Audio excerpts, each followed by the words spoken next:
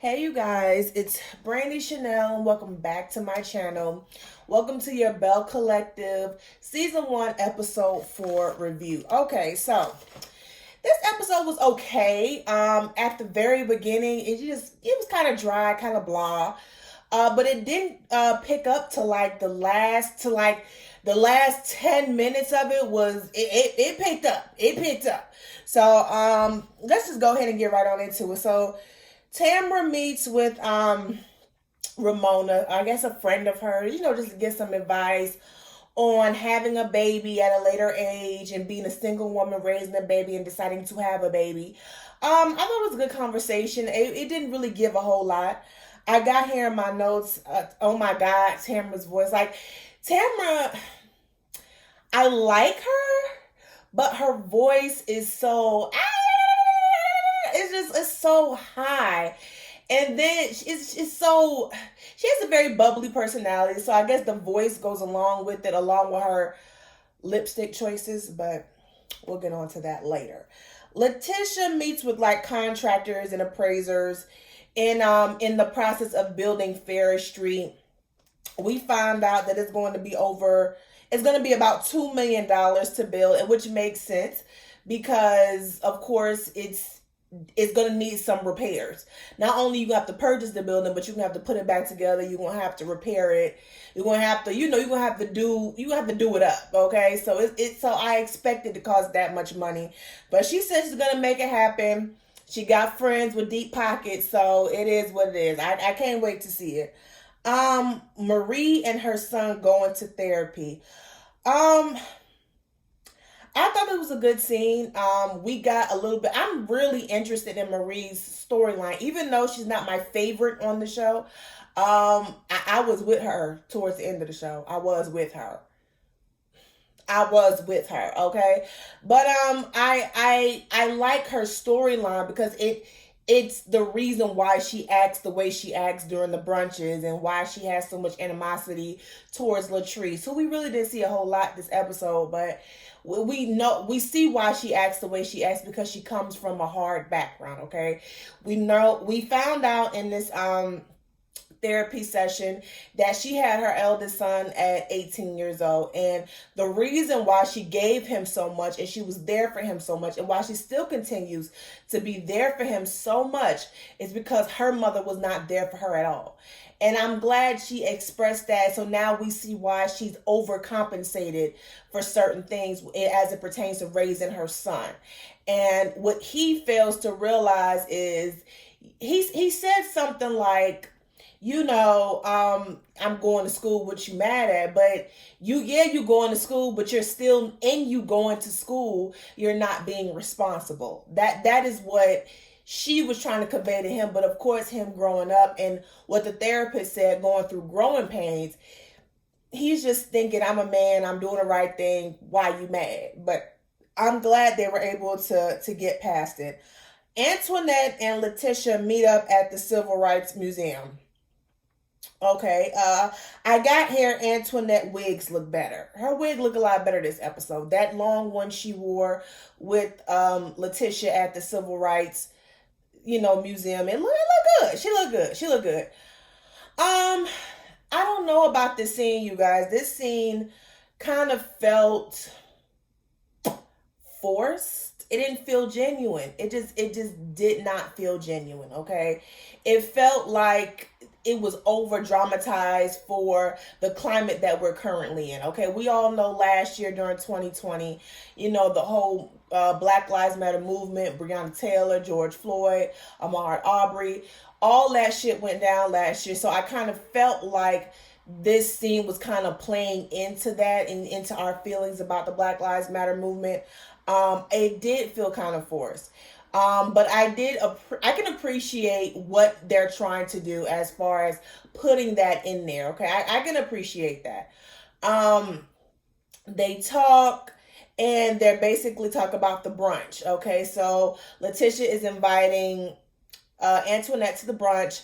I'm glad they can put their differences aside. I think Letitia and Antoinette are they're my favorites. I'm still about Antoinette, but I do like Letitia a lot, and she's very level headed, and Antoinette is very level headed as well. So once they can get rid of the pettiness and the extra people, they're able to come together. So I'm glad we're able to see it. Antoinette says that.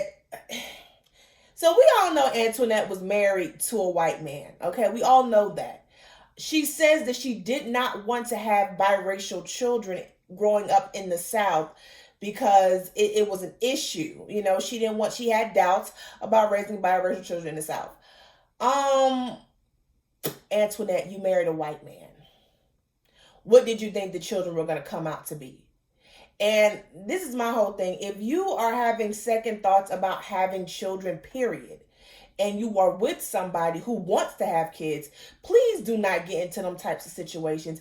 Either don't marry that person or have the fucking kids, because that creates problems. And then you're getting their hopes up. You keep telling them, wait, and the shit never happens. And then it causes issue and it causes them to resent you, okay? With the whole biracial thing, I mean, you chose to get into a relationship with a white man. And if you continue to date white men, and if you have children, they're going to be biracial. More likely, they're going to look more white than anything, but they're going to be biracial. So, you might want to have to get with somebody, a white man or a man, period, that don't want kids. I'm just letting you know that. And regardless of whether they're biracial or not, growing up in the South, period, is tough. I grew up in Huntsville, Alabama for the most part, okay? And I was never called the N-word until I moved to Alabama from New York, okay? So whatever you choose to do, just have the conversation and be honest with your kids, okay? Don't be like fucking Tish off of Love and Marriage Huntsville and want to cradle your kids and not tell them and give them reality of what the world is really like, okay? Please prepare your children for the world while they're still young, so when they get older, it's not a shock to them and they don't know how to maneuver in the world when real shit happens to them. If I'm making any sense. I just went off in a tangent, but let me get back to the review. Tamara goes on a date with her ex. They discussed their relationship, and he basically said that because it was her career that basically, kind of broke them up and whatever the case may be. And, she felt like the romance stopped between them, like he wasn't trying as hard. Listen, I do feel like it's important to be able to balance work and home life, okay? But that doesn't mean that you stop doing what it is you're supposed to do to keep this person happy. Like she said, the romance stopped, okay? So you see her busy. How about one night you be like, babe, let's go out dancing, let's do sip and paint, let's do this. I mean, that doesn't mean you stop, okay? It just means you have to make time for these things, okay? So his excuse, I wasn't really buying his excuse. I really wasn't. Yeah, I wasn't buying his excuse. I think he was more intimidated because I don't know what he does for a living, but it sounds like he was intimidated by her success. Maybe because he wasn't as successful as she was, and he is the man in the relationship. So it sounds like more of an insecurity to me. But they are going out. They're possibly talking about going out on a second date. So hopefully it works out for her so she can unfreeze her eggs and, pop out a baby possibly. So we are at Letitia's brunch. Child. So Marie and Antoinette greet each other, right? I don't like Marie. It's like, Marie, just hug the damn girl. Why you gotta be shady? Last time you came in here with an entourage. You came in here with an entourage. I was like, Antoinette, just hug the girl. Like, what? Like, not Antoinette, Marie, just hug her. God damn. And then she said, she looked like she was going to the funeral, but get quiet as kept. She had on the same color scheme that you did. So I'm like, what are you talking about? I just think, Marie just, I don't want to say Marie is jealous of Latrice or Antoinette, but it's starting to come off that way. I don't know, cause she don't act this way with Letitia. She don't act this way with her other friend, who they damn near look alike, and she don't. I don't never see her interact with the other ladies. It's always the I don't want to say that. It's almost like the light skin. She's jealous of the light skin pretty girls. Not that she's unattractive, but we all know that, light skin with the small nose and, the European features, they are considered the beauty standard. As far as society is concerned, they're considered the beauty standard. And every time she gets around them, it's almost like she's jealous of them. And I don't want to say that, but I don't know if that's really what it is, but it's coming off like that on camera. Like it seems like she's jealous. And I don't want her to be that of them, because she is a beautiful woman. Okay. She is a beautiful woman. She got a nice little body on her. So I really would just want her to embrace them. I don't know if it's an age thing with Marie and Antoinette and Latrice. I don't know, but it's like she comes off as bitter and jealous, and she comes off a hater sometimes when it comes to those two. So they do their affirmations. I got here in my notes, Kaylon should not have been there. I don't know why Antoinette brought Kaylon there. That wasn't for her. That event wasn't for her. Okay, so let's start off with the affirmations, right? So we're looking at each other and we telling each other that we are strong, beautiful black women, okay? Kaylon looking at like, bitch, I'm white. I can't say I'm a black woman. If I say I'm a black woman, someone may get offended, but I'm a white woman, so I guess I'm just going to say what I want. It was just, she didn't belong there, because first of all, in order to be a white person and to be in that type of space, you have to understand and can't take shit personally. Okay, you cannot sit here and tell me. So I'm getting ahead, right? So they all start talking about racism. Tamara is the hostess, and they all start talking about racism. What they've, if they've lived in Mississippi, they've experienced racism. We had one lady said she didn't, and Tisha, she made a good point. She said, you have experienced racism, you just didn't realize it. Which to me, I'm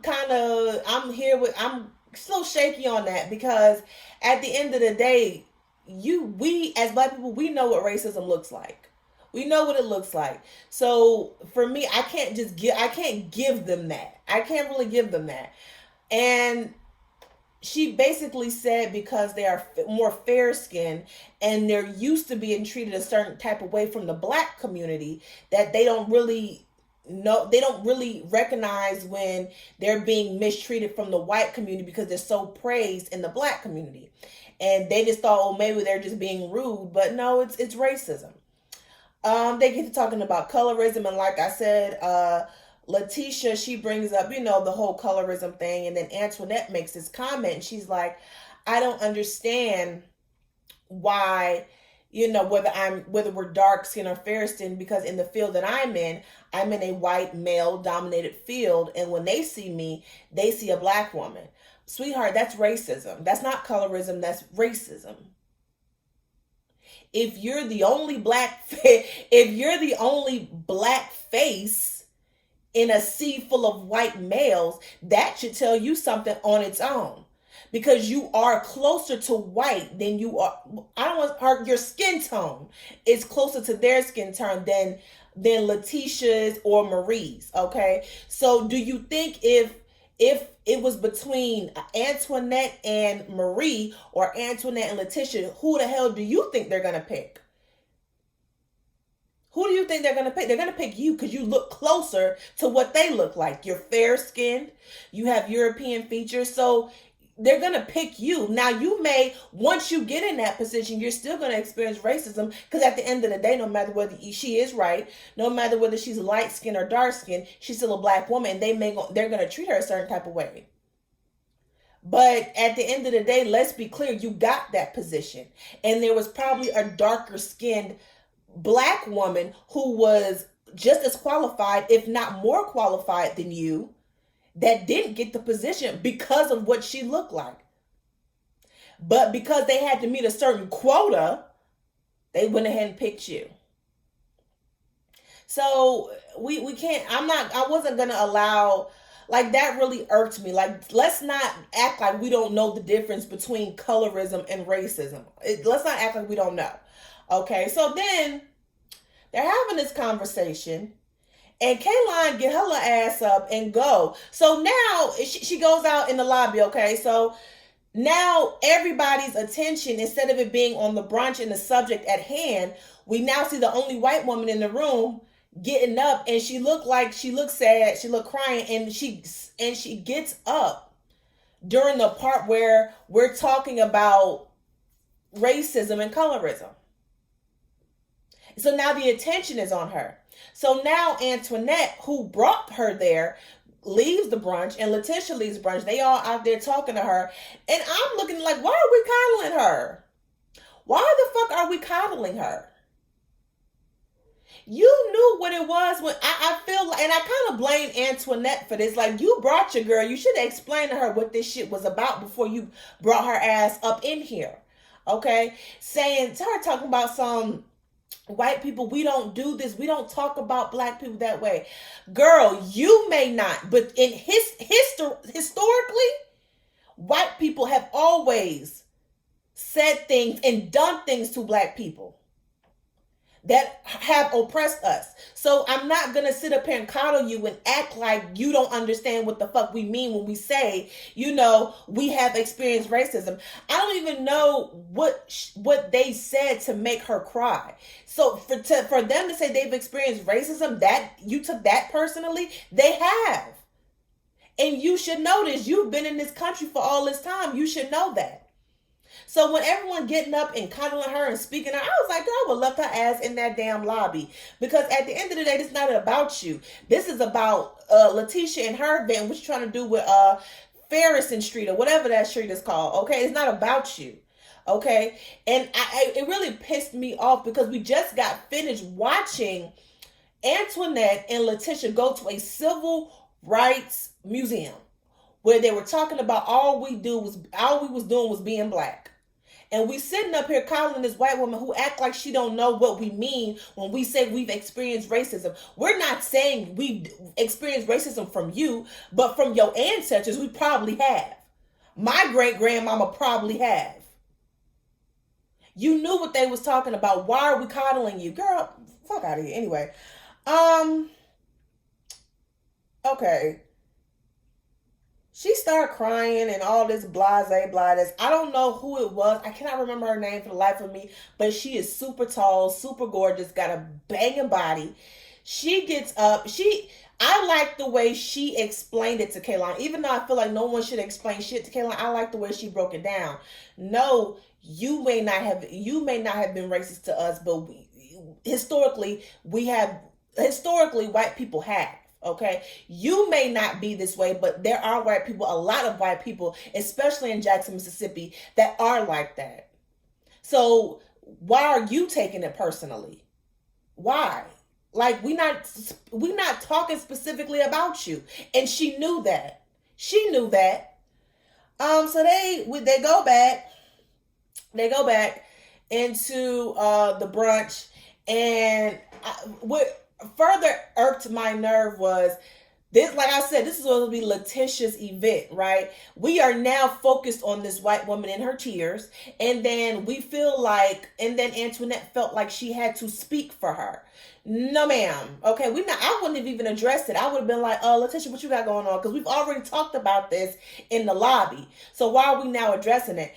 And she was like, well, and then she says some more shit. Kayline is telling them, all white people are not like this, all white people. I'm like, girl, we ain't trying to hear that. So at this point, I'm with Marie. Because Marie was like, she shut that shit down. She said, Marie said, this is about Letitia. And then Kayline, tears immediately soaks up, dries up, and then she start coming for Marie, talking about she ain't nobody, she's a nobody. Bitch, you lost every piece of your mind. See, Marie better than me. Bitch, I'm a nobody. Who the fuck are you? Because last time we checked, you worked for Antoinette. So who are you? See, what she did was she took Latrice's and Antoinette's beef with Marie and made it her own. And she started getting out of line and talking out of turn to Marie. And what she failed to realize is that was the wrong place to do it. Okay? Because as you can see, Antoinette didn't even jump in to defend you when you had it out for when she was going back and forth with Marie. And then Marie was like, she need to get the fuck up out of here. She said bounce back. When Marie said bounce, bounce, I was like, girl, Marie, I was with Marie. And usually I'm not with Marie when she be going off on people for no freaking reason. But I feel like she saw the bullshit. Okay, like this ain't even about you, and we've made it about you. This is about my friend's event. We need to get back on that because she's trying to do something to help the black community, and here we are talking about your ass. And I blame Antoinette for bringing her ass there because she had no business being there if she wasn't ready for the truth. How about that, girl? And then when when she told Marie, come here, bitch. Hey, girl, I've been like, come here. No, how about we both get up and go outside? How about we do that? Since you got so much mouth, how about we both get up and let's handle this outside? Since you want to talk all this here, because bitch, you was just crying like 10, 15 minutes ago. Now you want to be big, bad, and bold. Bitch, you got me fucked up. Y'all, but yes, that was it on Belle Collective, you guys. Let me know how y'all feel down in the comments. Do y'all feel like the white lady Kaylon, she was out of pocket, out of turn? Do you think she was being disrespectful? Do you think do you feel like Marie was being disrespectful towards her? Do you feel like it was not Marie's place to address her? Do you feel like, Antoinette should have brought her at that event? Do you think that was the right event for her to be at? Just let me know how y'all feel down in the comment section. Don't forget to like, share, comment, and subscribe to my channel. And you all have a great day.